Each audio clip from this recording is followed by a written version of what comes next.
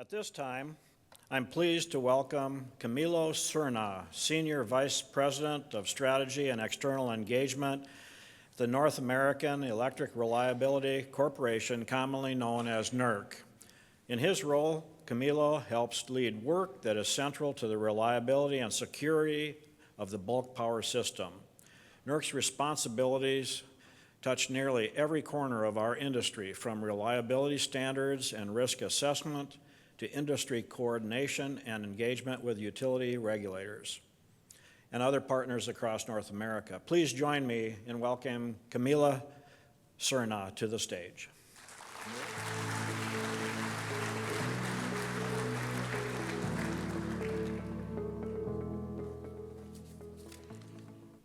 Take those papers so I don't get confused. So good afternoon, everyone. I'm now in the afternoon, definitely.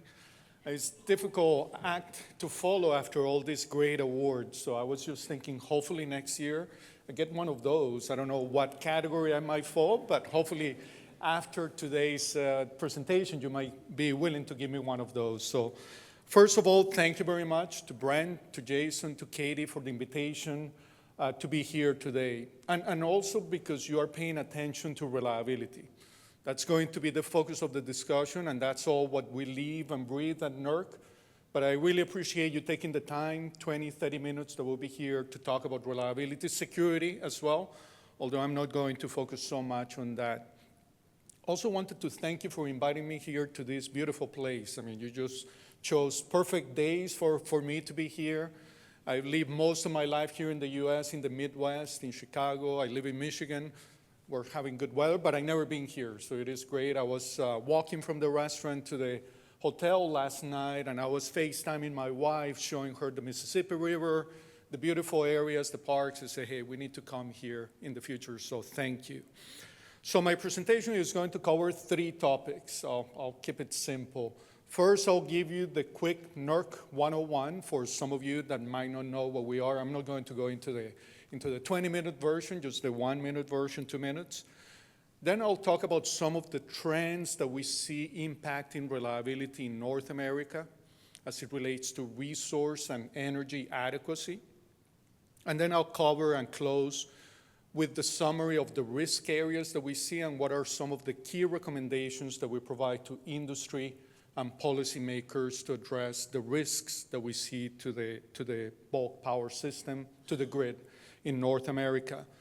But whenever I give presentations, I like to start with the headline, and I'll come back to that. So if you take just one piece away from my presentation, it is that reliability risks are increasing in North America. Our CEO, Jim Ruff, who couldn't make it today, it indicates it's a 5-alarm fire related to reliability, and that's what we indicate to policymakers and industry. And it's really not for a lack of awareness as it relates to the risks that we face, but it's really the pace of change in the system is faster than our ability to deploy infrastructure to meet those challenges. So I was very glad to see everything that you're doing here at Dairyland as it relates to building generation or procuring generation, building transmission, because that's the type of investments that we need across North America to deal with some of the challenges that we see today. So let's get into the presentation. So NERC was formally established in 2005 by Congress in the US with a simple vision. We want a highly reliable and secure bulk power system. A highly reliable grid is ultimately what we want. We also have a simple mission. We look to effectively and efficiently reduce the risks to reliability and security. So think of NERC as a risk management organization. We identify risks, we evaluate, we quantify those, and depending on the type of risk, we develop mitigation strategies. And we have a whole toolkit set of different mitigation strategies. But the most important one that you might be most familiar, some of you might be most familiar, is with a set of reliability and cybersecurity standards that are mandatory and enforceable across North America. And we work with Canada as well, so when I say North America, we don't forget about our friends in Canada. So these standards, we also have a set of regional entities that you see there in the map that visit entities or companies like Dairyland to ensure compliance with those standards. And that's how we do work with industry. We are a non-for-profit, independent, non-governmental agency. We have an independent board of directors that guides our work, but we work with industry in developing the standards. Industry passes the standards that ultimately are going to be what we go and ensure compliance with. So it is a very unique model that we have as it relates that the industry is self-regulating through the work that we do at NERC. So NERC 101. Let's talk about some of the trends that we see. So one of the tools that we use to identify risks is an annual report that we produce or an annual assessment that we produce called the Long-Term Reliability Assessment, LTRA in short. So every year we collect information, individual information from the entities on resource additions, how much generation different entities are going to add, generation retirements, demand growth, transmission build-out. We put it into a model, evaluate it against different weather patterns, and we develop a point of view on what is the risk related to reliability, resource adequacy to the bulk power system. We don't include cyber or physical security risks. It is truly a resource adequacy and an operating reliability assessment.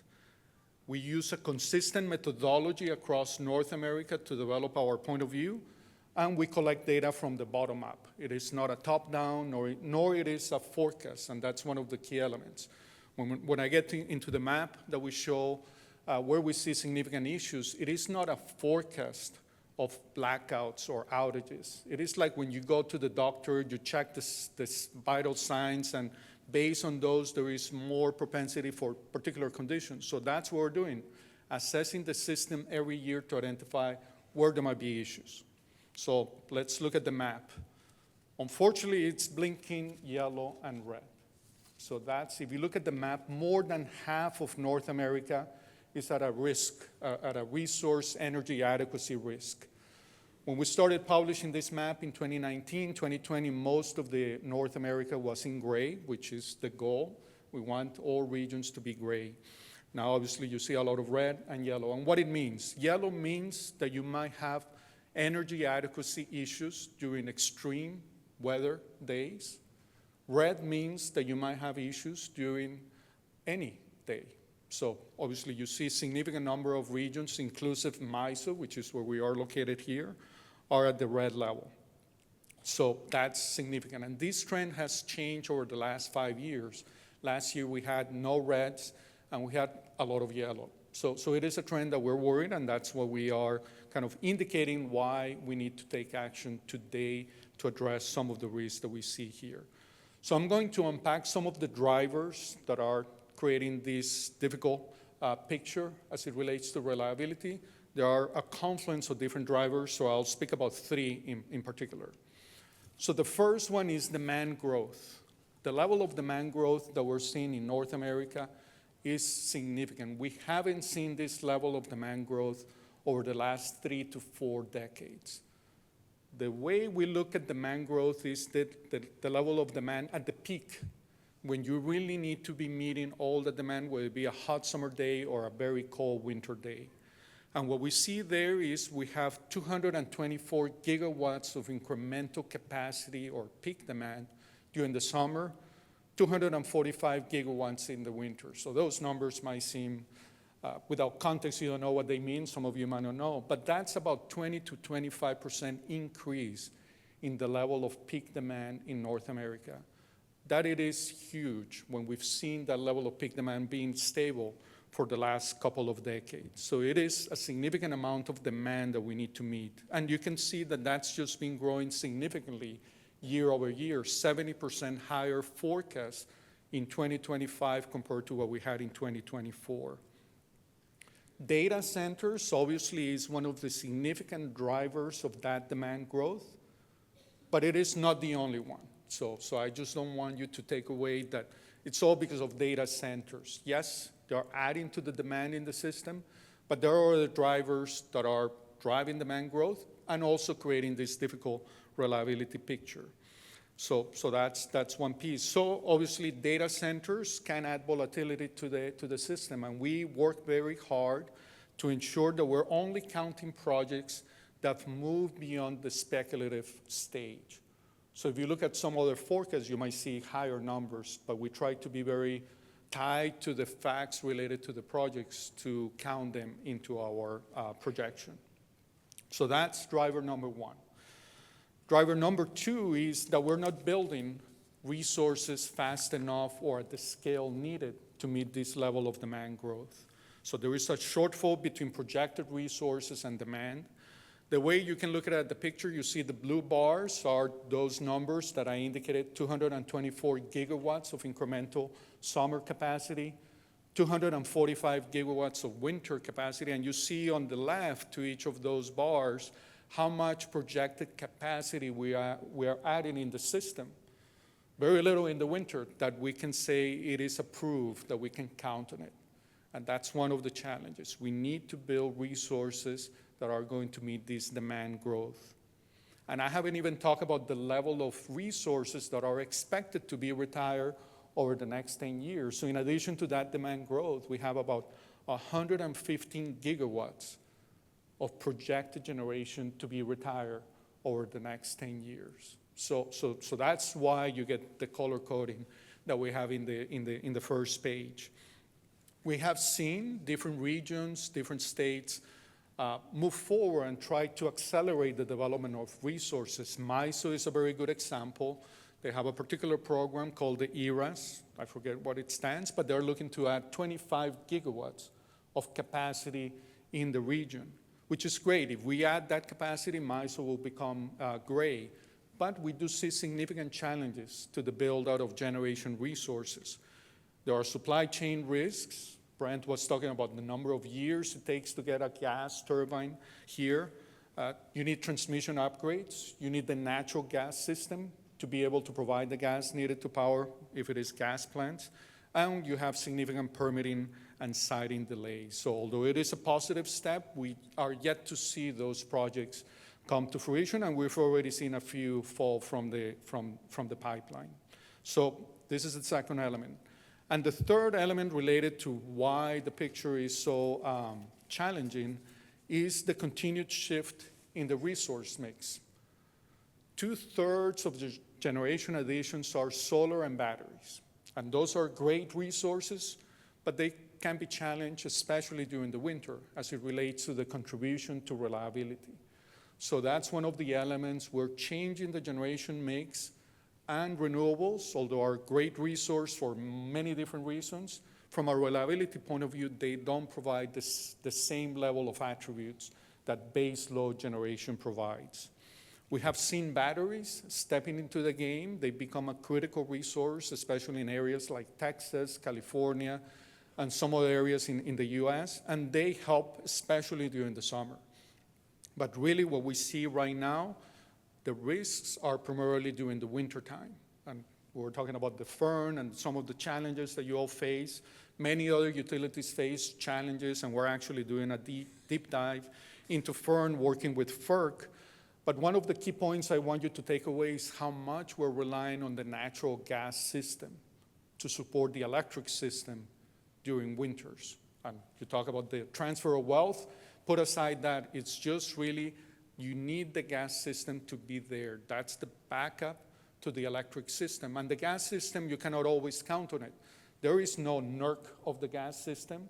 We don't for sure know that the gas is going to be there when we need it. So that's something that we're working very closely with the gas industry. We've seen some steps in the right direction, but ultimately, they don't have the same mentality that we have in the electric industry, not because they don't want to, but it is an industry that was developed very different from the electric industry. So in summary, we have a very challenging risk environment. In addition to the resource adequacy challenges that I mentioned, we have extreme weather. So the weather these days is deeper, so colder type of events or hotter, longer, take longer days, and cover a wide area of regions. So before, you might be able to rely on your neighbors to bring power. These days, those neighbors might be experiencing the same level of challenges, so you might not be able to bring that. That's why transmission is going to continue to be a critical element to go even beyond the traditional neighbors. Energy policy continues to shift. We call it out as one of the key risks to the reliability of the bulk power system. It is the volatility, both at the state and at the federal level, both in the US and Canada. And as I indicated, I'm not going to talk about the threat landscape, but the cyber physical security risks to the grid are significant, especially in this very challenging geopolitical world that we live. Many folks are targeting the bulk power system as a place to attack our country. So what are some of the implications? You would see those on the page. I'm not going to cover all of those. This is all for you to review. Two other ones that I wanted to call out. One is we talk a lot about energy and capacity, but when we think about the bulk power system, we need to think about what we call the secret sauce. We call it the essential reliability services. This is where I get a little bit technical for some of you, but these are terms like frequency, voltage, inertia, black start capabilities. Those are critical to maintain the reliability of the grid. And as we are making shifts to have more renewables, some of those resources don't provide the same level of essential reliability services. So we need to plan to have those services be there, because without those, the grid doesn't work. If you are out of frequency, out of voltage, the grid fails. A very good example is what happened last year in Spain and Portugal, as it relates to some of the challenges that they have integrating significant amounts of renewables into the system. The other one is we have challenges integrating new resources, and particularly large loads, data centers. Put aside meeting the demand related to those data centers, but the way I like to call these data centers, they're finicky. They sense a fault, something not working well in the system, and they disconnect. And that creates some challenges to the grid operators to maintain the frequency and voltage in the system, because we're always meeting demand and supply at every second or millisecond in the system. So when you have a significant amount of load disappearing, that creates challenges. So at NERC, we're addressing this head on, working with FERC, and we're looking to regulate those loads, and they will have to abide by a set of standards to ensure that they are doing their job in meeting the reliability and security of the bulk power system. And ultimately, and I go back to this theme, we see limited infrastructure development. We're not going to be able to address these reliability challenges without significant investments in infrastructure, transmission, generation, and natural gas pipeline infrastructure. So to close it out, some of the recommendations that we provide to policymakers, to industry, are on this slide. We need to expedite new resources to meet the growing demand. We need to really manage the integration of large loads. That's the second topic that I indicated we're working through. We really need to better understand the reliability risks, and that's something that at NERC we're doing. We're going to be adding more insights into these long-term reliability assessments, so we have more visibility into the risks associated with the transforming grid. We need to streamline siting and permitting so we can get these projects built on time, if not faster, because we have significant challenges. We need to work on the gas-electric coordination. As I indicated, gas is the backbone, especially during the winter, of the electric system. And finally, we need to plan and ensure that we have sufficient reliability services. So to conclude, where I started, we see the reliability risks increasing. The good news is that these are no new things. The technology is there for us to solve the challenges. What we need to work together with policymakers and industry is making the investments to ensure that we address those. And I applaud Dairyland for a lot of the work that you're doing in meeting those challenges. And we just need the industry and policymakers to work together to make that happen. So with that, I think we're moving to Q&A. I don't know, but that concludes my remarks. So thank you very much for the time.